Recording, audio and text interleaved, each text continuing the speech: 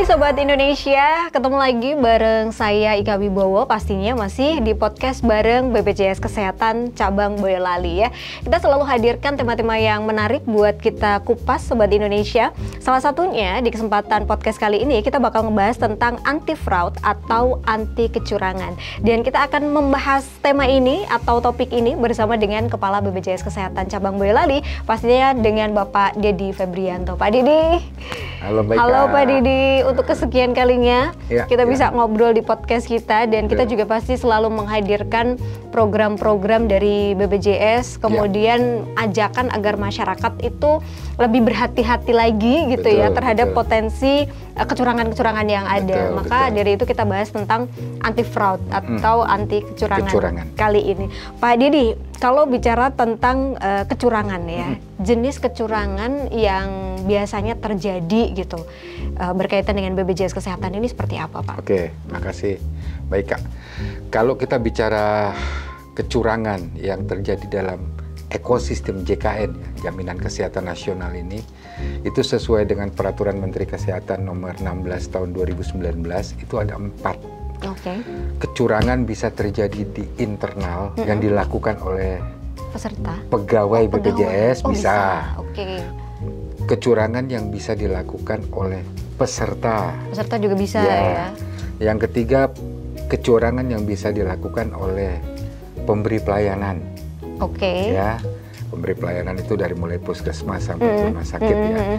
Dan yang keempat adalah kecurangan yang bisa dilakukan oleh stakeholder eksternal yang mendukung. Ya kan, misalnya Pemda, misalnya badan usaha, atau apa segala macam lah ya. Nah itu, jadi ada empat pintu sebenarnya yang bisa terjadi tentang kecurangan JKN ini. Maka dari itu kita mesti kenali modus-modus kecurangannya seperti apa gitu. Biasanya yang sudah terjadi itu modusnya seputar apa, Pak Dedi? Sebagian besar ya, kalau nggak bilang saya bilang hampir semua ya, itu umumnya adalah kalau kita bicara kecurangan itu bicara apa yang diberikan oleh peserta berbeda dengan yang ditagihkan. Paham ya? Ya? Berarti dalam hal ini dari pihak penyedia kesehatan, ya, penyedia kesehatan itu kalau di aspek penyedia kesehatan. Kalau kita bicara dari aspek peserta, kalau dulu-dulu tuh banyak terjadi ya. Saya punya kartu JKN aktif, Mbak Ika punya kartu JKN-nya tidak aktif. Tunggakan Mbak Ika sampai 2 juta. Menggunakan aja kartu saya. Pernah kejadian seperti itu? Mbak Ika bayar sama saya 500.000 daripada membayar tunggakan iuran 2 juta gitu ya. Nah itu dulu. Tapi sekarang kayaknya itu sudah hampir nggak ada dengan perbaikan sistem ya. Itu dari aspek peserta ya kan. Kalau dari aspek internal BPJS Kesehatan bisa terjadi loh, ya kan? Bisa terjadi. Karena ada potensi risikonya juga. Sebagai pemberi pelayanan, sebagai penjamin, bisa kerjasama dengan rumah sakit.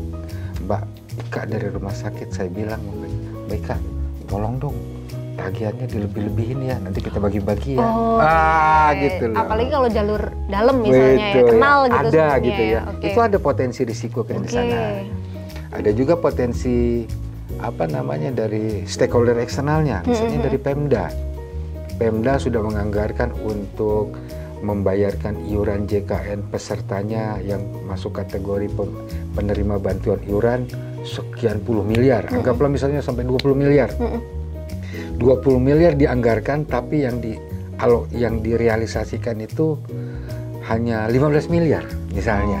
Misalnya kayak gitu ya. Yang 5 miliarnya kemana? Gitu ya. Nah, itu ada potensi juga ke sana. Jadi banyak potensi dari semua aspek kaitannya dengan kecurangan. Terus kalau misalnya Pak Dedi, kita salah satu dari pihak itu ya, baik itu peserta ataupun juga mungkin dari fasilitasnya, pegawainya juga, kebetulan ada yang mengetahui adanya kecurangan gitu, atau dugaan misalnya kecurangan gitu, mesti melapor kemana atau mesti seperti apa hal yang harus kita lakukan? Kalau kita melihat adanya kecurangan, ya, kanal layanan yang disediakan itu semuanya bisa digunakan untuk melaporkan. Kanal layanan misalnya dari mobile JKN bisa, kanal layanan melalui telepon care center 165 bisa, lalu kanal layanan melalui website BPJS Kesehatan bisa, ada dia di sana ya, melalui sistem whistleblowing system kitanya ada dia di sana. Jadi banyak kanal yang bisa dilakukan dan yang bisa dipastikan bahwa yang memberikan informasi itu akan dilindungi identitasnya ya, sebagai bentuk dari pelindungan pelapor gitu ya. Itu yang bisa dipastikan kayak begitu. Jadi nggak perlu bingung kalau memang mau melaporkan, silakan lapor, telepon pun apapun juga ditanggapi langsung. Ya begitu. Oke, kalau berkaitan dengan kecurangan ini, peran BPJS yang sudah dilakukan gitu apa aja nih Pak? Oke, kalau BPJS Kesehatan ya, karena kita ini bentuknya adalah ekosistem JKN yang luas sekali ya, artinya yang pertama yang dilakukan adalah membentuk regulasi dari turunan dari Peraturan Menteri Kesehatan 16 itu kita turunkan dalam bentuk peraturan direksi bagaimana menjalankan atau mulai mendeteksi, lalu mengidentifikasi, mengeksekusi sampai penanganan fraud yang terjadi itu ada dalam bentuk SOP-nya, sudah ada pedomannya, dan itu yang dijalankan oleh teman-teman semua di BPJS Kesehatan. Selain itu juga kita kaitkan dengan penanganan fraud ini nggak bisa kita jalan sendiri ya. Kita juga harus bicara dengan Pemda. Pemda juga harus membuat tim anti fraudnya. BPJS punya tim anti fraud. Pemda berkoordinasi juga dengan semua OPD-nya yang ada juga membentuk tim anti fraud. Jadi apabila ada permasalahan fraud itu bisa berkoordinasi antara tim anti fraud internal BPJS, kita koordinasikan dengan tim anti fraud dari Pemda, seperti itu ya. Dan termasuk juga ekosistem di rumah sakit, kita minta mereka juga di internal mereka juga harus membentuk tim anti fraudnya. Artinya semua harus menjaga di sisinya masing-masing terhadap kecurangan yang bisa terjadi di JKN ini. Oke, harus transparan iya. Terus berbagai pihak ini juga harus punya keberanian dan kesadaran untuk mau melaporkan gitu ya. Iya, betul. Atau menyampaikan ketika ada itu tadi kecurangan ataupun. Dan juga semuanya terlibat loh ya. Gitu Oke, itu kan kalau untuk yang kecurangan. Ada juga ternyata penipuan gitu, case-nya. Case yang lain penipuan yang sama-sama merugikan gitu. Sejauh ini Pak Dedi yang sudah dilakukan oleh BPJS Kesehatan, sosialisasi juga mungkin atau ada upaya lain gitu untuk mencegah terjadinya penipuan ini seperti apa Pak? Kalau dari aspek penipuan umumnya itu biasanya yang banyak terjadi itu adalah penipuan kaitannya dengan rekrutmen pegawai gitu misalnya. Gitu ya. Bahwa BPJS Kesehatan menerima pegawai seperti rekrutmen pegawai dengan kalau kita masuk ke dalam sana mereka mengenakan biaya seperti itu ya. Padahal kalau memang betul-betul rekrutmen dari BPJS itu tidak ada biaya sama sekali ya. Dan apa yang dilakukan di sana itu bahwa kita berharap ya, kita banyak sosialisasi lah kalau seperti itu ya, bahwa masyarakat itu jangan mudah percaya lah kayak gitu kan. Bahwa semuanya harus diklarifikasi, jangan euforia bahwa wah ini ada penerimaan nih segala macam, karena banyak sekali itu penipuan yang bisa dilakukan. Artinya kembali lagi pada diri kita masing-masing bahwa ini benar atau enggak kita klarifikasi dulu, seperti itu. Dan itu kita juga sosialisasikan di website ya, di banner-banner yang di kantor BPJS, lalu di rumah sakit gitu. Khususnya apabila lagi hot, ada satu isu yang secara nasional jadi viral, kayak begitu, itu pasti langsung ditanggapi oleh organisasi. Kayak gitu. Ada holding statementnya malah kayak begitu. Jadi langsung di cross check, jangan lupa gitu ya Pak Dedi. Kadang saya juga pernah sih dapat informasi atau pas scroll kebetulan lihat di media sosial open recruitment gitu, BPJS Kesehatan bla bla bla, dan itu notabene diupload oleh pihak ketiga gitu, bukan di akun media sosial resminya dari BPJS Kesehatan. Betul. Nah yang seperti itu memang kita harus hati-hati aja sebenarnya ya. Kita tinggal telepon aja ke call center 165. 165 bisa menjawab itu juga. Bisa jawab itu juga kok semuanya. Oke. Gitu ya Sobat Indonesia, jadi kalau misalnya mungkin menemukan di media sosial atau announcement berkenaan dengan rekrutmen atau bentuk penipuan yang lain ya, betul, bisa dilaporkan salah satunya ke call center 165. Terus peran masyarakat sendiri nih Pak untuk betul-betul membantu ya BPJS Kesehatan dan juga pemerintah biar nggak ada lagi nih kasus penipuan terkait dengan BPJS Kesehatan gitu, bisa dalam bentuk apa? Oke, kalau kita bicara fraud ya, kita bicara fraud lah ya gitu, untuk peran masyarakat. Apabila saya sebagai peserta JKN menerima menerima layanan yang kayaknya berlebihan, kadang-kadang dokter atau rumah sakit itu juga memberikan layanan itu berlebihan supaya tagihannya lebih banyak. Pernah terjadi case-nya seperti itu? Yang seperti ada. Itu dibilang ada cukup banyak cukup ya, banyak gitu ternyata ya. Dan itu merupakan hal yang aneh, jadi over utilitas untuk layanan kesehatan. Ya sebetulnya kasihan juga pasiennya. Iya, cukup benar. 4 kali dia selesai, ini sampai 8 kali, sampai 10 kali kayak gitu. Betul. Mau ngapain juga gitu ya, gitu. Jadi kalau ada sesuatu yang aneh menurut masyarakat bahwa kok layanannya kayak begini ya, konfirmasi aja.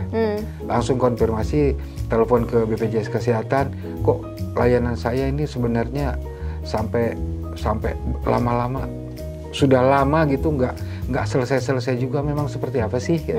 Itu bisa dikonfirmasi. Itu yang pertama dari aspek pesertanya ya. Dari BPJS Kesehatannya sendiri juga sudah memiliki sistem, Mbak. Ya kan? Karena semua layanan yang diberikan oleh pemberi layanan kesehatan itu semuanya kan digital ya. Sudah ada dalam database data besarnya, itu ada sistem yang mendeteksi, melihat mana yang potensi data-data yang sedikit berpotensi mempunyai potensi risiko kecurangan, Mbak. Klaimnya tinggi, mendadak, kayak begitu kan, dari umumnya. Itu yang diminta oleh dari pusat, diminta kita mendalami di cabang. Ini ada apa sih? Tolong telusuri. Kok naik drastis gitu? Kok naiknya drastis? Ini ada apa gitu kan? Apakah memang ada satu penyakit di sana atau ada apa kayak gitu ya? Itu yang perlu ditelusuri, dan itu tugas kantor cabang untuk menelusuri hal tersebut.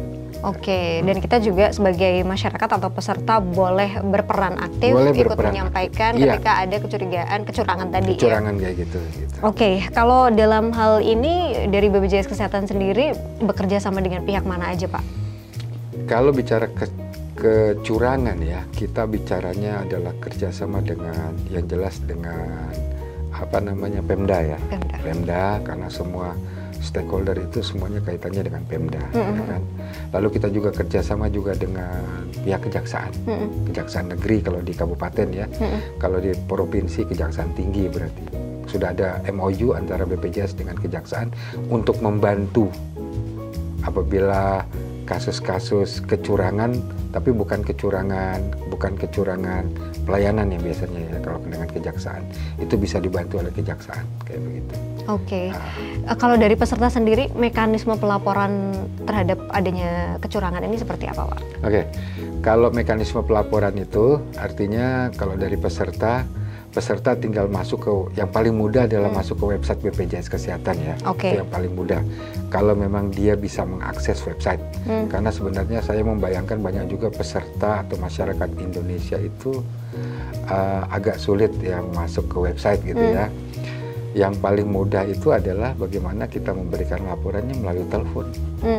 Telepon 165 pengaduan. Itu udah semua bisa digunakan di situ ya. Semuanya dia di sana kayak begitu. Dan nanti itu akan diteruskan langsung ke tim khusus yang menangani hal-hal tersebut. Pak Didi, kasus misalnya kayak ada panggilan atau WhatsApp ataupun juga message ya, SMS mengatasnamakan BPJS Kesehatan, itu masih ada nggak atau masih sering terjadi nggak sekarang? Kalau yang mengatasnamakan BPJS Kesehatan untuk penipuan iuran kayak begitu, itu nggak bisa dipungkiri, makanya sampai dimanapun, kapanpun masih ada aja ya yang berusaha mencari celah seperti itu. Tapi sekarang kalau kita lihat juga masyarakat sudah mulai paham, sudah mulai peka ya. Bahkan terlalu peka akhirnya yang benar-benar di BPJS saja mereka jadi takut gitu ya. Parno udah. Jadi parno larinya. Jadi parno gitu ya. Nah itu dari satu sisi Parno itu perlu ya gitu kan, bahwa kita jadi care, kita jadi sensitif, kita jadi hati-hati. Tapi di sisi lain kita juga agak kesulitan bahwa ini bener loh gitu ya. Iya, gitu iya, kan. iya. Gitu. Iya sih, kadang itu ya kontranya di situ. Kontranya ya, di sana Mbak, kayak gitu ya. Okay. Tapi untuk hal-hal tertentu yang seperti itu biasanya mereka konfirmasi kalau memang mereka tahu kayak gitu kan. Apa benar ini? Kayak gitu. Banyak kok yang meminta konfirmasi. Oke, jadi sudah jelas ya Sobat Indonesia, dan kadang tuh ada justru malah yang kalau misalnya ada yang nomor yang nggak dikenal mengatasnamakan instansi tertentu, misalnya BPJS Kesehatan, malah dikerjain balik Pak. Sama yang ini. Sama yang telepon ya. Yang ditelepon dikerjain balik gitu. Sengaja malahan ya. Ya, jadi hal-hal seperti ini yang memang kita harus perhatiin betul ya Sobat Indonesia, agar kita tidak terjerumus atau ngikut gitu kemauan si penipunya tadi, atau mungkin ketika ada motif-motif yang berbentuk kecurangan gitu. Betul sekali. Oke, berkaitan dengan anti fraud ini, Pak Dedi ada yang mau disampaikan untuk Sobat Indonesia? Oke, terima kasih Mbak Ika. Untuk masyarakat Indonesia, khususnya Sobat JKN wilayah Boyolali dan sekitarnya ya, jangan takut untuk melaporkan ya, apabila ada yang dirasakan hal-hal yang aneh, hal-hal yang merugikan, khususnya untuk diri kita sendiri ya, sebagai peserta JKN. Karena kita punya hak untuk mendapatkan yang benar ya, kita punya hak untuk tidak dirugikan. Jadi jangan takut, banyak kanal yang sudah kami sediakan untuk memberikan laporan atau pengaduan, sehingga bisa kami tindak lanjuti untuk perbaikan JKN ke depan. Oke, satu lagi yang dikhawatirkan, data pelapor bisa dirahasiakan atau gimana Pak Dedi? Apabila pelaporan itu kaitannya dengan fraud ya, itu bisa dipastikan bahwa data itu pasti kami rahasiakan, karena sudah ada undang-undangnya, sudah ada peraturan direksinya ya kan, dan sudah ada regulasi-regulasi pendukungnya bahwa tidak bisa dibuka data pelapor ya, untuk yang melaporkan hal-hal yang sifatnya kecurangan ataupun hal-hal yang sifatnya untuk pengaduan penipuan gitu. Jadi nggak usah takut. Oke, harus berani speak up ya untuk bareng-bareng nih memberantas adanya kecurangan ataupun juga penipuan ya. Pak Dedi, terima kasih banyak sudah meluangkan waktu di podcast lagi. Kita ketemu di podcast berikutnya Pak Dedi. Kita tutup podcast kita kali ini dengan tagline dari BPJS Kesehatan, mudah, cepat, setara.